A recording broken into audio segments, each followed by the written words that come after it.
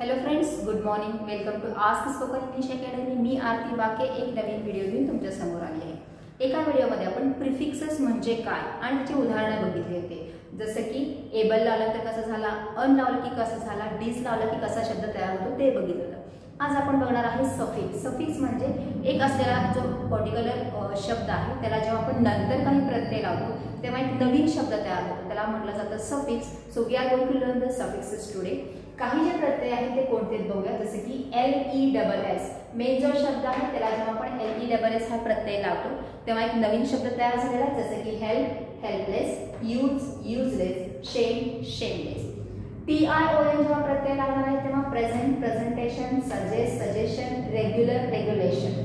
LY जेव्हा प्रत्यय लागणार तेव्हा love, lovely, slow, slowly, most, mostly, friend, friendly. हे मी 3-4 एक्झाम्पल दिले, त्याचे भरपूर सारे एक्झाम्पल्स असणार आहेत. जेव्हा तुम्ही रीडिंग करणार आहे तेव्हा तुम्हाला ते निदर्शनाला येतीलच. बट फक्त तुम्हाला शब्द कसे असू शकतात किंवा कोणते असू शकतात त्याचे एक्झाम्पल म्हणून 3-4 वर्ड्स लिहिलेले आहेत. एवढे सफिक्सेस किंवा एवढेच एक्झाम्पल्स नाही आहेत. These are only the demos. FUL जेव्हा हा शब्द आपण लावणार आहे तेव्हा skill, skillful, help, helpful, beauty, beautiful, care, careful असा शब्द तयार होईल.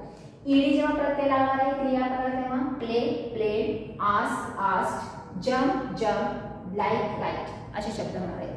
नेक्स्ट MENT प्रत्यय लागल्यानंतर ना argue, argument, enjoy, enjoyment, move, movement, achieve, achievement हे शब्द तयार झाले आहेत. म्हणजे एक पर्टिक्युलर वर्ड ऑलरेडी असतो, त्याचा एक वेगळा शब्दाचा अर्थ असतो, पण जेव्हा आपण त्यांना हे असे प्रत्यय लावतो तेव्हा एक नवीन शब्द आणि नवीन अर्थ तयार होत असतो, सेम अर्थ राहत नाही. Next one is hood. Hood जेव्हा शब्द लागतो तेव्हा child, childhood, mother, motherhood, father, fatherhood. EN प्रत्यय लावल्यानंतर gold, golden, fast, fasten, soft, soften. ISH इश हा शब्द लावला की yellow, yellowish, green, greenish, black, blackish. ING प्रत्यय लावू शकतो आपण क्रियापदाला गो, गोइंग, ईट, ईटिंग, जम्प, जम्पिंग. S किंवा ES प्रत्यय लावले जातात. हे नाउनला पण लागले जातात आणि क्रियापदाला सुद्धा लागले जातात. जसं boy, boys, run, runs, chair, chairs. TY प्रत्यय लावतो आपण active, activity, popular, popularity, difficult, difficulty या अर्थाने.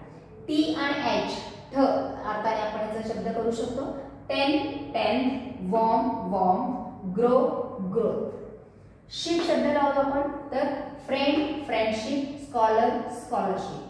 जेव्हा आपण वाय प्रत्यय लावतो तेव्हा rain, rainy, cloud, cloudy, wind, windy. Able हा शब्द read, readable, drink, drinkable, manage, manageable. Word हा शब्द यूज करू शकतो up, upward, down, downward, in, inward, out, outward. NESS हा प्रत्यय लावू शकतो sad, sadness, happy, happiness, kind, kindness. OUS प्रत्यय लावू शकतो joy, joyous, continue, continuous, luxury, luxurious. Age हा शब्द लावू शकतो marry, marriage, leak, leakage, cover, coverage.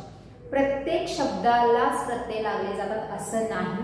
आपण जे नाउन्स आहेत त्यांना प्रत्यय लावू शकतो, प्रोनाउनला लावू शकतो. जसं की SELF लावून your, your self, my, my self हा शब्द करू शकतो. मीन्स प्रोनाउनला प्रत्यय लागू शकतात.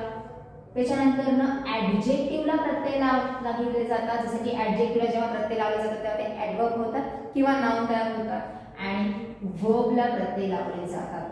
पण ऍडवर्बला, प्रिपोजिशनला, कंजंक्शनला आणि इंटरजेक्शनला प्रत्यय लागले जात नाही. पार्ट्स ऑफ स्पीच मध्ये हे वर्ड्स आहेत या शब्दांनाच आपण सफिक्सेस म्हणजे प्रत्यय लावू शकतो आणि त्याचा नवीन शब्द तयार होऊ शकत असतो. जेव्हा जेव्हा आपण रीडिंग करत असतो तेव्हा भरपूर वेळेला असे शब्द भेटतात की खूप मोठे मोठे आहेत, पण जेव्हा त्याची फोड करतो तेव्हा लक्षात येतं की अरे हा एक शब्द ऑलरेडी आहे की, आणि हे काय त्याला नवीन लावलेला शब्द प्रत्यय लावलेला आहे. सो असे जेव्हा जेव्हा तुम्हाला रीडिंग करत असताना शब्द दिसतात त्याला अंडरलाईन करा, वहीमध्ये लिहून काढा. वहीमध्ये लिहित असताना दोन्ही वेगळे वेगळे घ्या. जसं की हेल्पफुल हा शब्द तुम्हाला दिसला की हेल्प प्लस फुल करा किंवा हेल्पफुल पुढे आणि फक्त फुलला अंडरलाईन करा, म्हणजे हा सफिक्सचा वर्ड आहे हे तुम्हाला लक्षात येईल. वहीमध्ये अशी लिस्ट तयार करा, कोणकोणते सफिक्सेस आतापर्यंत आपण वाचलेले आहेत ते तुम्हाला कळेल, नवीन कोणते आहेत ते कळतील आणि एक्झाम्पल तुमच्या वहीमध्ये ते राहणार आहेत. So this is for today.